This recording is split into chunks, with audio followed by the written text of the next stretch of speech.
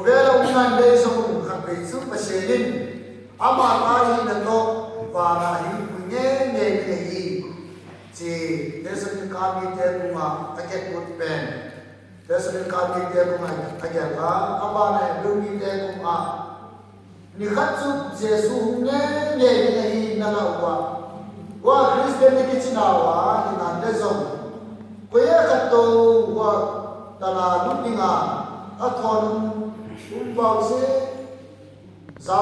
giao thông xa anh em đang đi bằng cái đó thì bị thua bắt san pasien thu neo tông khát khăn nhận đi à pasien cũng mà thu men này bằng ở đây mang qua Kovel kami nakatwa kami sa mga kakaisaklayon mo na nilimpim ang non siya. Kovel ang sunasane kami nagdalingin bang mamuti nasimulan lang bang matangkong dingin nasuti sinan lewzong mangpa na tuti kadin Kovel ben kamong zonon siwa mangpa nikatsunang mahungeng kadin na hitsikat iba. Haleluya namin kapanay. Mangpanong nabi kutuzan banghile. Tamkopen bangsa kung naliwet si Ben. Kung ang kikite siwa ng tewa himang ba. Usin tamkopen mangpanong nung pinit siya nga. Miya to ngayon sikate manin. Kaya nang buwan piya sikate manin. Haleluya namin kapanay. Namitin. Na tua ngai na sunang ma na se to bin insan lan na tua te te de bin na na sunang ma na to bin do kuma ka tu sa ai ma pa na so zong na hu na ko kya mi ma pa insan na min tu bin na din le na lo bin na din na ma ka to sa bin din na so ka bin ha min na ko ka kila ki untong no khat ka san na din a ma pa na to bin na David kabang proses ini ketumahi ale yang sesuatu tuzara badul isim pen yang siangin sesuatu nikah le aunye nye dengan cinta wi haleluya imam pasal sebenarnya yang sahih anpoy kay ma kay no te te labin siya ko kapeding tuwa no te te labin kahong pay kino nga no te kahong piding ay haleluya at si babalin tuzanin porin di Bible apasan imang pa Jesu ang uning dante henta eze nula Paulo na te mi kan chu Jesu hum ding zonghu hum no din bangangai sin lumu mama pamate do nung tahi ina lezong pasen na sem te te na pasen tu te te atin ko ver hu mu na wai no lo dan pasen swap tua pasan atin mu chen tahi haleluya ko ver ni te ni ko ver hu za om deu ta pasen ni te ni Bangga kita na anai tu tahi, haleluya. Tulai pen, kem no tai mana. Kote na walu tai walu tu salami. Ganti tam tam ning kadinta. Ade kamasong zanin zasat binaka. Mole, in kote tamfulte aiden agu tawa. Tu zanya pasan na pang kim khat bongoi ne rin thelo zalu rin thelo wacha sata zong min ila zong tu zarin eten buina bang ma tu nai lebin pasen thu mo ta ngai the ni kun pasen ang pai men pasen min phanai ko bel sama boy zong na lai ba en Adem tulai coronavirus ang yahagena. Kami namin ganton to belle mis new name may azaw way nan mole.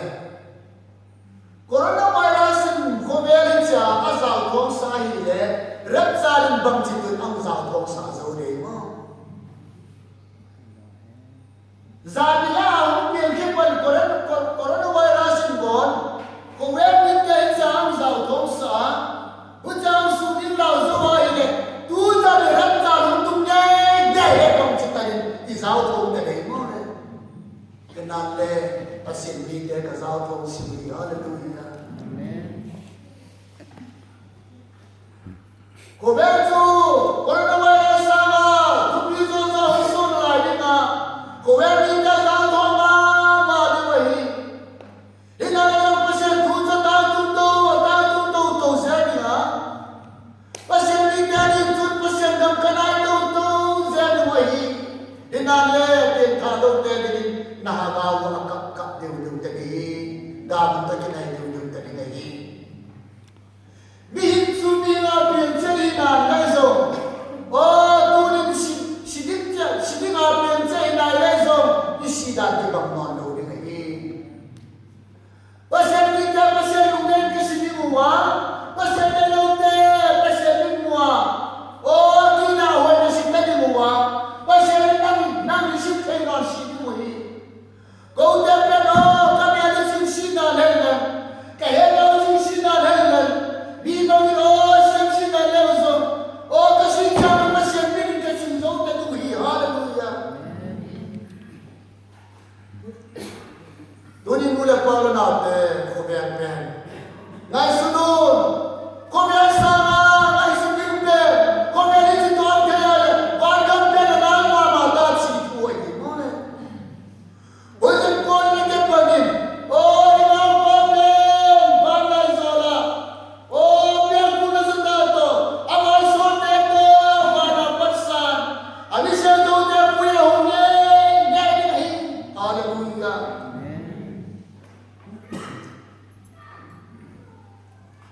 Ojen nute kemi nu kan hinci yang tadi nu kan hinto wai. Nu kita. Tu zali dak charle na tate to pesen na tuti ne mo. Pa de den. Ke ga pa.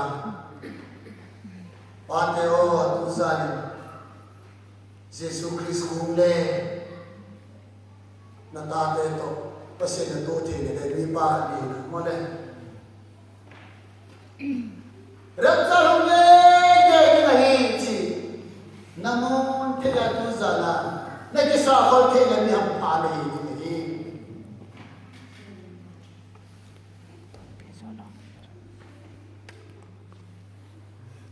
Kita ni kesal tu kan, tak cuma kami sumsong kesal tu orang sih.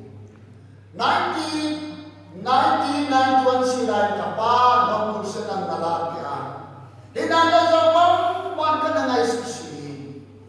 Elazam kapasi namin kapanan di pati minang sisan na 98 kumin pasirhan na sain pasir kuma oh undang na lupita to pasir ka na kito tayo hallelujah wapasan ka ng hukun sa te kong boto sila wapasan hukta to ina pasir tayo tuwin su kapal ano seten kapal Asipuna. Oh, kapag ay kamoy pagbumaning sila mo, kayo nung tibili mati. Kailan na matapay ay kamoy ang kapasitani. Kalong sinikapyan dahil kapag niya ang kilawa. O ba, kakumalang yan na. O nagapagandang nung sali, hipulasin.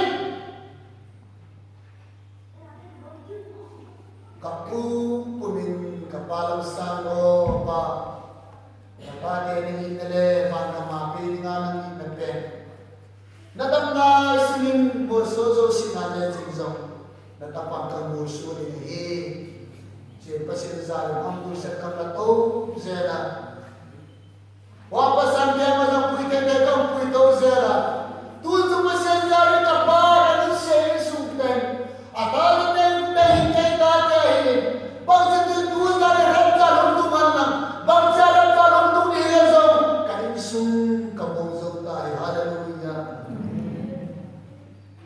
abana kay isang kitsin nagkakimong tayo hallelujah tunin mo tayo nagkimong tata nawe pati nawe nagkimong nawe kole kulin permitió como para que tal el bung ni tam ni a he chi che chu ni ho ti cha mi ti a chu ti lo la zo le cho na na lu ke ni nga cha ti sa mi se wa ni na la wa a tho la mu e ke lo me Christian in Argentina oh pasena la to ni a tu tem tu tem sa na le zo na la wa a tho na un le ke lo sa ni ho ji sa to na che ma tu za ni ke mo ta ta na e o tu za ni ran ta ru na le zo in ne ka mo ka ni no mo na hi ka ma pa o ka ta ne ye ni nahi ka ma pa o ka ta ne ye ni nahi ke ne ka ye ka ta na nahi ka so ha o se do te mo na chi ba chi to na chim te ke na chim te ma na ma ba chi ta ne na chim zo na e tu za pe la cha ne ko ni ta na to a pela chi su pe a ba si ni ta na tu za na pe pur ba na pasa imam jesu ei hani tele namuna na pa pe tu ka o ei sunai ita mu no no bele ita pa hu sa no no bele ki chele pa mi chele mo ne o zen tu la pa na pe tu tam yang si vai Jesus Christ umnya ni haleluya Jesus Christ ombe chani nam nam the ni mo le Jesus Christ o ko na sa de ai de le anda de Jesus ma Jesus to ba la ki to de le to the de gozan bang tu kya shiva Jesus le Jesus na do the ni le na bin bo na bin to azab ta ta ni le bang chi tu na chen na ni na chen dan bang ta ni na pang bang na ni pa chen ke pe ke ta mo mo hi hin na bin bo ka bin za mo mo hi ka ke hi cha ading nam ta ta bang za na de mo bang bang le Lagan samani oye patam sata kundim tharohamin mithila to kundim le pate nisum ekim nadem natsate thagawin na hina mithila to kundim le pakai ami kundim le nen sumi kim kin hinam kya kadala puan sangati pathelo pinani pate ni pa kan nei na nanu kim kade tu zam Jesu Christ payan na Jesus ma Jesu to ni tale elu kim kade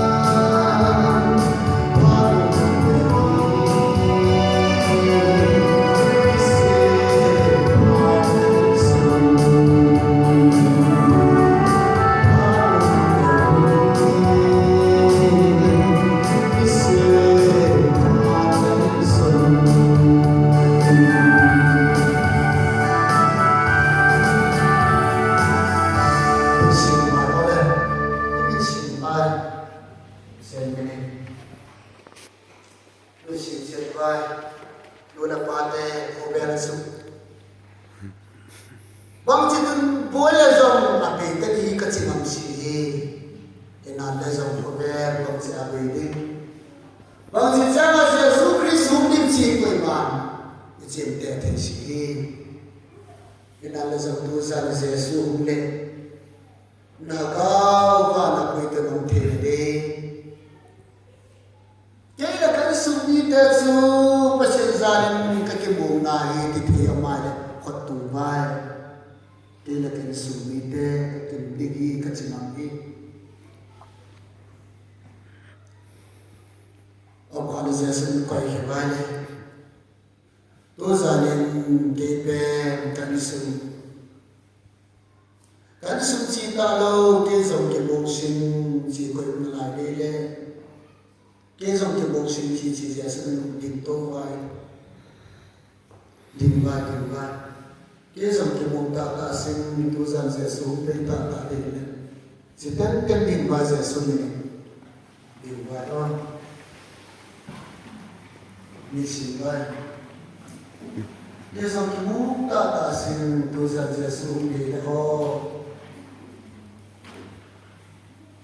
cả lao giao thông của mình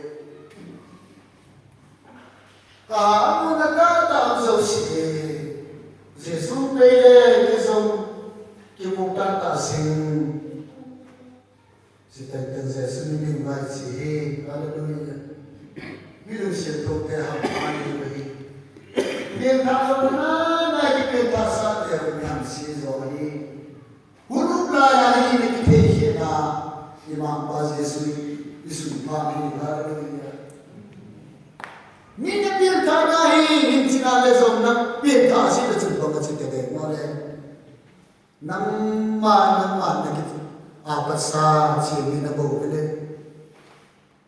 Tu zanin ading ten ni kam tum sa na wa. Tu zana dik del a na bo nu chi sing.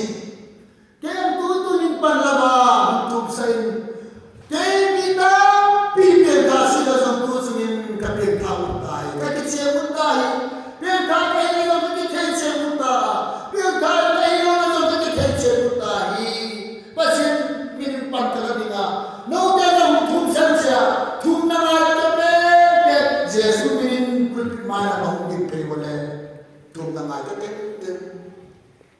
tujuan kita jom tujuan tu nak mai sai ko be ke ke osia tu ka ke ma be ka ke ke osia bang ta bang tu ni ke osia tu sai ke tu ni par ka ke ke jo tu ni ke su ke o tu sa ma ba ke jo tu na si na ba ma ba tu ni ke ke ka si o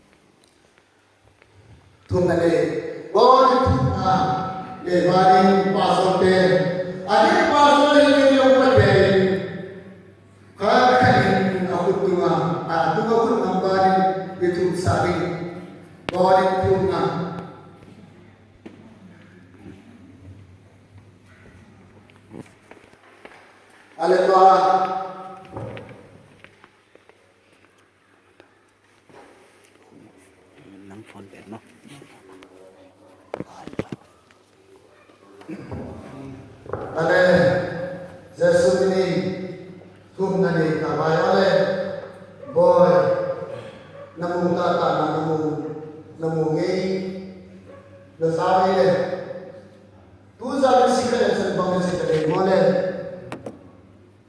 tu ay tuket me mo ay kinisi, kasi kabutong tinggi, kover mo ng lotsi. Usanin sound control pala. Ale wah pinter sound lukat yan dito ale lukat yan sa tuwan pasien ko namapa panpin cover ka ng sota pohon may namalita dinala ng peka ng senso na si mapa Ya kung hado. oh ay kung